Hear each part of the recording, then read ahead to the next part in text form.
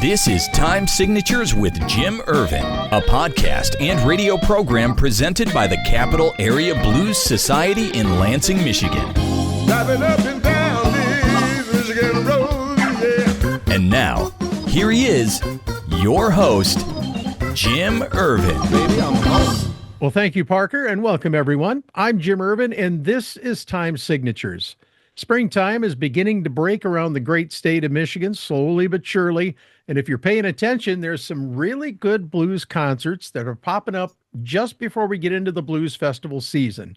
And one guy is making a second visit to our state in less than a year. Considering it's been a few years since his last visit prior to last fall's appearance at the Michigan Blues Fest, you can bet this flurry of shows are going to get a great deal of attention across the state. Ladies and gentlemen, it's my pleasure to welcome one of the blues' biggest names.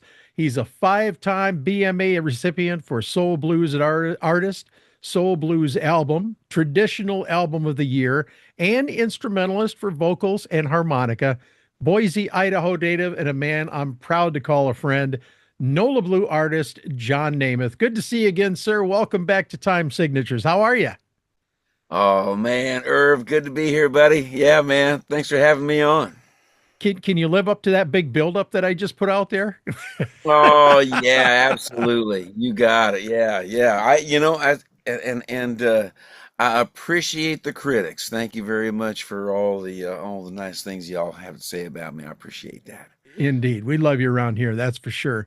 Now, before we get started, John, a little birdie told me, now we're recording this on Wednesday, the 11th, but a little birdie told me that somebody celebrated a birthday yesterday. Is there any truth to that rumor? Yeah, absolutely. Ronnie Earl celebrated a birthday yesterday. Uh-huh. Are you still stacking them up and celebrating, or are you trying to avoid them? I'm trying to avoid them. Yeah, I did my best to avoid it yesterday. I took it real easy, just kind of, you know what? That's my kind of birthday this year, Yeah. It's just, I'm going to take it easy this one. Next year, I'll celebrate big time. There you go. Now, I'm getting ready to hit 61 in April. I don't really want to talk too much about that, but yeah. Don't be bringing me any canes or walkers when you come to Michigan either. So, Well, okay, I won't. Even if you All need right. one. so the last time we spoke, my program was audio only. So this is kind of refreshing to be able to see you as well as to hear you, John. And we're going to be talking about this tour that you're getting ready to boost out on. But I have a couple of background questions before we get into that. And one of those questions is about your diagnosis in 2022 with a benign but aggressive tumor in your jaw. Take me through that event, if you would, as it unfolded. Would you please? Yeah. So they got the saws out, and I guess they took a scalpel and they slit my throat open, Oh boy. and then they pulled my face up over my face, over my skull, and then they cut out the jawbone, and then they took a cadaver bone from a leg, Okay.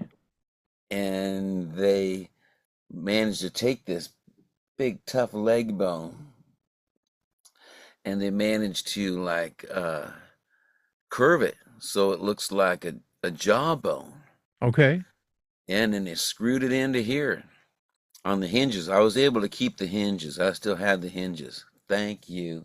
Yeah, no kidding. No kidding. But this was no small deal because you play harmonica, and that must have been a bit of a bitter pill to swallow, yeah?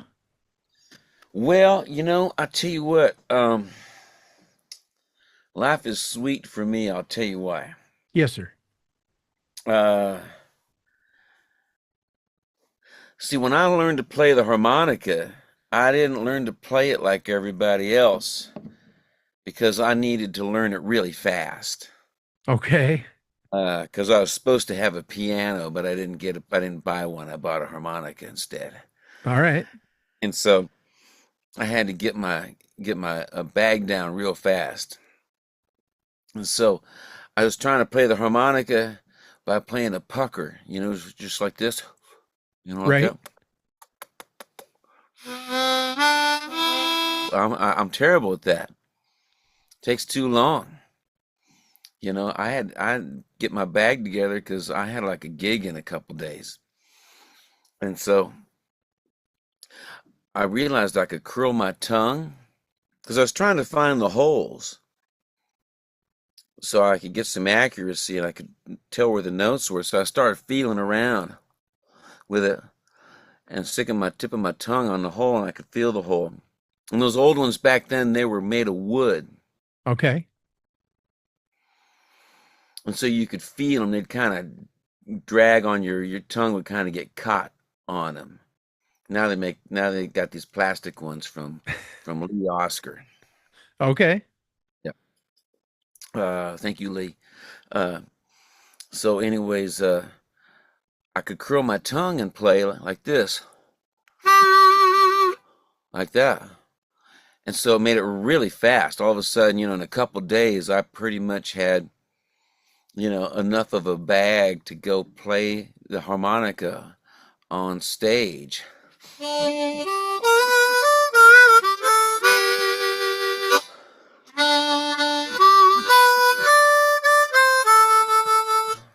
Yeah, it was cool. Yeah, so since I can play the harmonica with a curled tongue, the fact that I didn't have any teeth or anything down here for a long time Uh-huh. was no problem.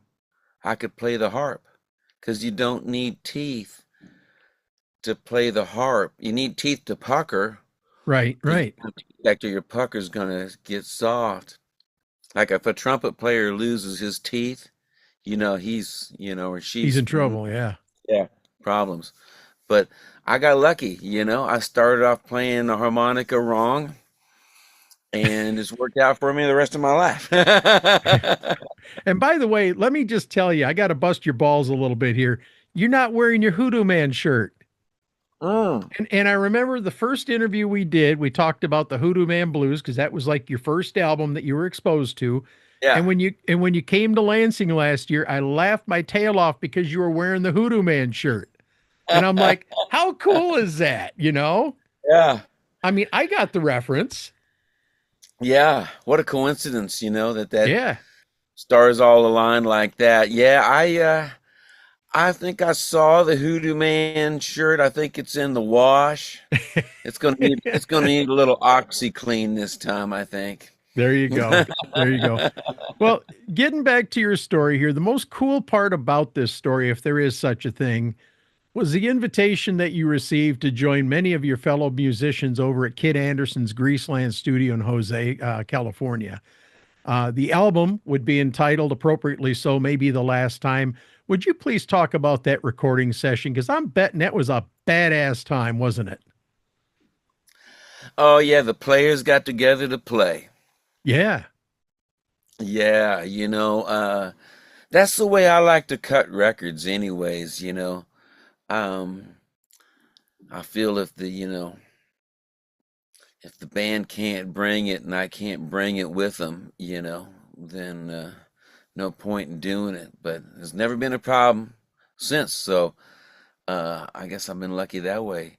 And I just brought that same vibe to what we were doing there at Greaseland. We just all set up in the living room of the studio. It's in a house, Yes, sir. and then we just picked songs to play and played them and recorded them.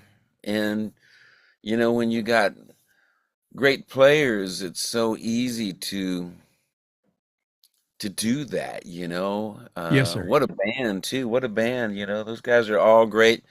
I worked a lot with Elvin Bishop over the years. I cut a bunch of records with him. I've worked with Kid, Bob Welsh, man, he played guitar and piano on a few of my albums. So it's great getting together with old friends. I played on Alabama Mike's first record, and so I remember when he got started. And Willie Jordan, I played Willie Jordan a bunch of times with Elvin Bishop. So, we're just all good buds, friends, and uh, and the idea that this was quite possibly going to be the last time I make a record, you could definitely the uh, the energy was on a level that you just you can't like so it's just not another day in the office. Right. Right. Maybe good friends cutting records together, but you know it felt like we were really going to have one last good time. And on a personal level, John, how did that feel to you to see all of your friends there for you at the studio that day? I've been so blessed. you know uh it really was the it's just the best. I love those guys. They're all great dudes, great personalities, and good people, and so if you're gonna have one last recording session, boy, you better have it with those dudes right there, Yeah, buddy. huh? Yeah, buddy. All right, John, the 2026 Spring Fever Tour is underway. And in fact, you're headed to Texas here this week. Is that correct? That's right. Yeah, going down to Houston. That's where I had Houston. my jaw surgery done. Well, you do me a favor and say hi to Kirky TG and the guys down there. I love Yeah. those guys in Houston, man. They're some wonderful, good people, aren't they? Oh man, they got a great scene down there. Great radio, great Oh yeah. everything. Great Yeah. dentist. Yeah, there you go. Now, Yeah. after the Lone Star State, you have stops in Ohio, Hmm. Pennsylvania, New Hmm. York, and Illinois, and then three. Listen to me, guys. If you're listening in the state of Michigan, three stops in our great state. Three. How cool that after the dry spell that we've had here in Michigan, that you came to Lansing last fall for the Michigan Blues Fest, and now you're making one hell of a ruckus across the state like that. What do you think of that? I think it's great. It's been a while. I feel like I used to get out to Michigan a lot. And it's been a little while. Of course, there's been pandemics and Yes, sir. surgeries and all sorts of crazy things, but I guess when it rains, it pours, and it's going to be pouring John Nemeth in Michigan, baby. All We're right, going to take come and it. pick it up. We're going to take. Listen to this. Let me lay this out for you guys. Tuesday, March 24th, he's going to be at the Token Lounge in Westland. On Thursday, the 26th, he's going to be at the legendary house that Meinert and his wife built, the Gem Theater in St. Louis. And finally, on Friday, the 27th, he's going to be at the Park Theater in Holland, Michigan. Tickets for all three venues are on sale right now. Personally, I'm making the trip to St. Louis because you can't beat the Gem Theater, in my humble opinion. Miter and his family have done a stellar job of creating a warm, intimate listening room. I don't know if you've ever been there, John, but it's going to be a blast. And they're getting ready to celebrate their 20th anniversary, which is very cool. They're centrally located, so folks from Lansing, Bay City, Saginaw, Midland, Owasso, Mount Pleasant, and Elma, Ithaca, Clare, St. John's, all them nice little towns around central Michigan can easily access that within an hour's drive. That's some lineup you put together, isn't it? I think that's sweet. I have a good booking agent that I've been working with for, I don't know, 20 years, you know. And so I think the Gem Theater came first, and then when the word got out I was coming up, people knew where to find me, find my agent, and my agent knew Right. which places to give a ring to that I hadn't played in a while. And so, that worked out great. Yeah, I'm so excited, and got a great lineup, bringing a great bunch of dudes up there. I got This guy, Andrew McNeil from Memphis, Tennessee, on drums. I got Dean Zucchero, a bass player out of New Orleans, also a great songwriter. And I have just probably one of the greatest blues guitar players on the planet, Sean McDonald, is coming up. Now you just And blew the breaking news right out the window. oh, I did. All Oh. right, Well, it's out. It's out. I was going to ask you if you had the same band backing you for this trip, but you don't. As a matter of fact, it's exciting to me because this really is some breaking news that just came online last evening, as a matter of fact. And myself and Minard are both like, is he going to be with you? Is he coming with you to Michigan? For those of you that have not seen this guy, he's 24 years old. He just put out an album, remarkably recorded over at Greaseland Studios as well. yeah. I instantly fell in love with the sound. So, okay, we're back. Okay, ready? We had a technical glitch, and a battery died in John's laptop, but that's all right. We by the magic of editing, we got this put back together, and we're going to go ahead and take back off here. But when we got interrupted, John, I was talking about your surprise, your special guest, the breaking news that just made your show 100% more cool. It really did. Very neat to know that you've got a young man who's recently burst on the scene. His name is Sean McDonald. And I got to tell you, I heard his new album. I've got a copy of it. As a matter of fact, I booked him last evening, not knowing that he was going to be with you the 26th. So this is really it's going to be a double hit. Oh, And great.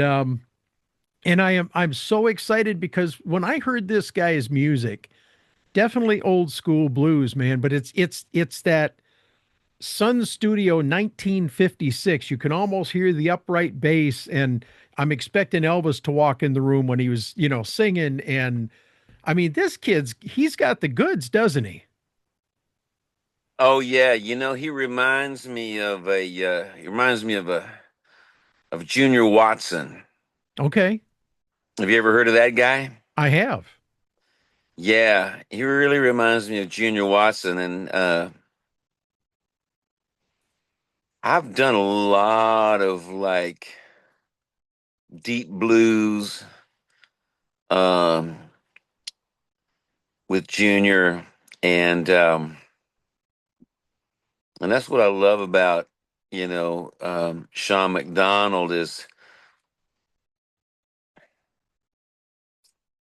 he just knows how to feel the blues. What the blues is.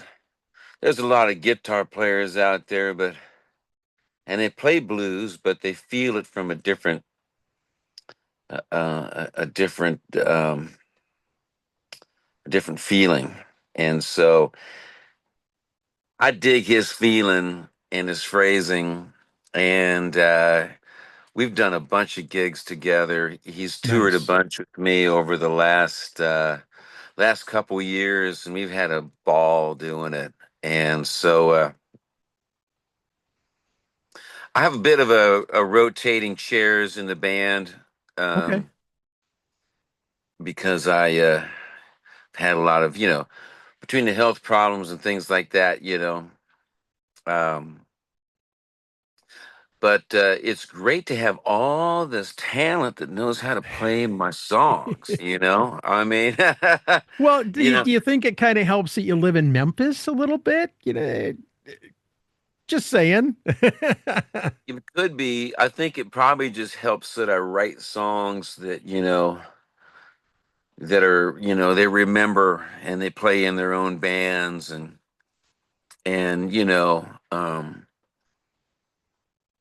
yeah, even back when I lived in Idaho, I made a record that got out there and people started doing songs off the album. And so all these years, doing it, and all these great blues artists, especially these young guys, young blues artists. The next generation Yes, sir. of blues artists. The fact that they dig my music, and they can play those songs, and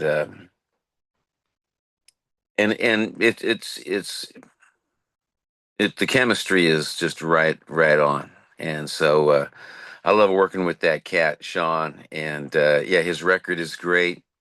I thought Kid Man, Anderson did a smoking job didn't he though? producing the record. But he's always done a good job. That's the guy that really loves. He puts a lot of love into it. You know, I mean, uh, he definitely needs to make a lot more money in the music business. I'm sure he would probably agree with you. But even if you paid him more, he would still just wind up, putting in, 28 hours a day for you. Yeah.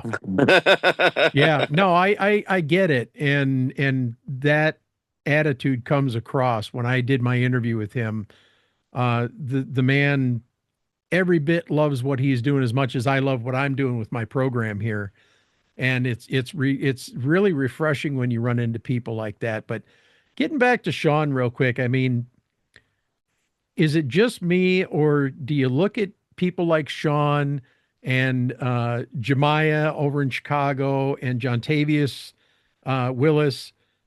It gives you hope for the blues for the next generation, doesn't it? Oh yeah. There's a slew of killer players out there. Yes, sir. The thing about it is the blues is always going to find a way. It's always going to come up. It's always going to surface, Yep. even when it is bullied by the music industry like no other genre. I mean, uh, it's pretty wild. I mean, but you don't hear Native American music on pop radio either. So Right. That's true. That's true. there's certain things that are very extinct. I don't even think you could have Native American, singing, on pop radio. I just don't think they would allow it to happen. I heard that Live Nation just got, um, they got away with it. Congress just let them off Wow, again. Boy, these politicians are so bad. man. It's really terrible. Live Nation is so terrible. But you know what's cool is that guys like me and Sean and John Tavius, you know, and Selwyn Birchwood Yes, sir. and Kingfish. Yep. Uh, we all have these places to perform, like the Gem Theater, Yes, sir. and the Park Theater and the Token Lounge. These great places. They're with great audiences, and the fans love coming there to see the music. And we're gonna give you all a show, baby. Look out, baby, man. Yeah, it's gonna be a show. You're gonna remember this one. Yeah, you'll never forget to the day you die. I guarantee you. I'm excited, man. I'm definitely excited. You were talking about albums a few minutes ago, and John, it's been a few years since your last album. Anything on the back burner these days? Something on the front burners, maybe, or something new soon?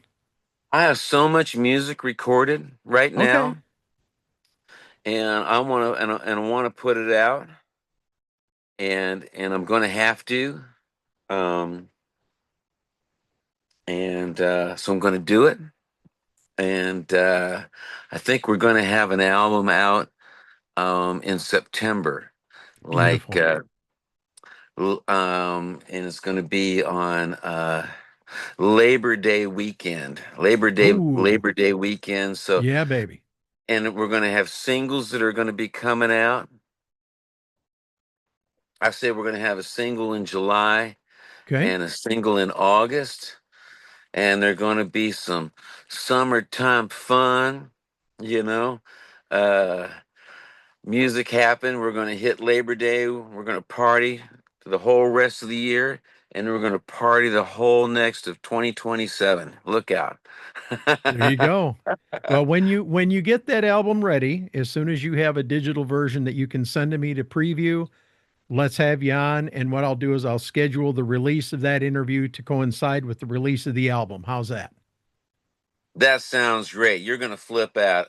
I'm So excited, like man. I just listened to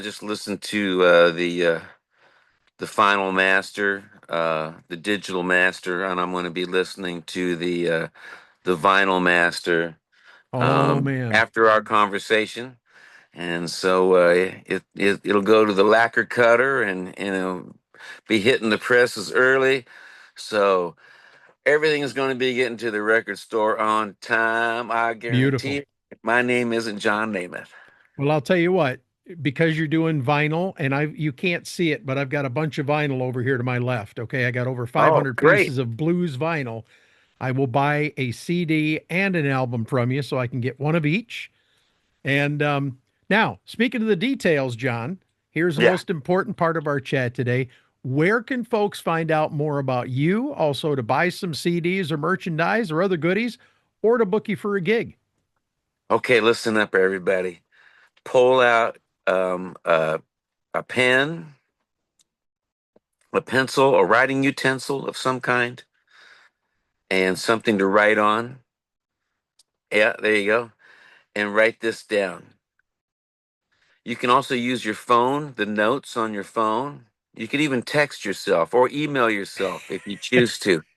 I'm going to give you a count of 10 to figure out where you're going to go to do that. And while we're waiting, I'll make sure to put that in the notes as well so they can just click the link too. Great. Okay, y'all ready? Here we go. J O H N N E M E T H period C O M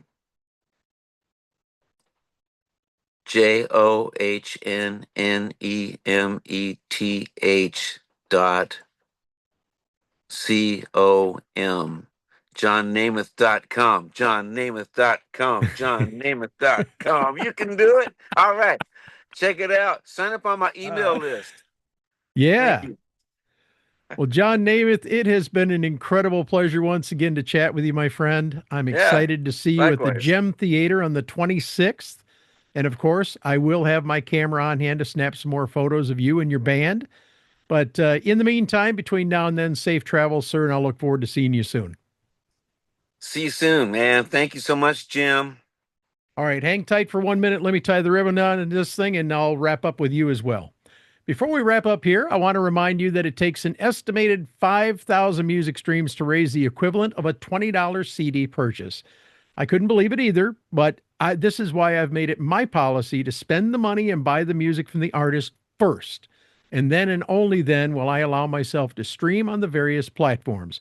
I mean, if we want live music like this right here coming to see us, we have to do our part and buy the music and buy the merch. We owe it to ourselves and them to spend some of our hard-earned cash on supporting their music. And trust me, they will thank you every single time. Thank you so much for your consideration, folks. I can't talk. He's making me laugh over here. Anyway, that wraps up this edition of Time Signatures. Once again, my thanks to our guest, John Nemeth. I can't wait to see you on the 26th, buddy. But also to you, for without you, none of this would be possible. Jim Ervin reminding you, keeping the blues alive is everyone's responsibility, but preserving the history of the blues one story at a time, that's my mission. Until next time, so long, everybody. This has been Time Signatures with Jim Ervin, presented by the Capital Area Blues Society in Lansing, Michigan. For more information on cabs, visit capitalareablues.org. You can find this episode and past episodes at lccconnect.org. The Time Signatures theme song, Michigan Roads, is used by permission and was written by Root Doctor, featuring Freddie Cunningham. You know I'm trying, baby. driving up and down these Michigan roads, yeah. Until next time, keep on keeping the blues alive.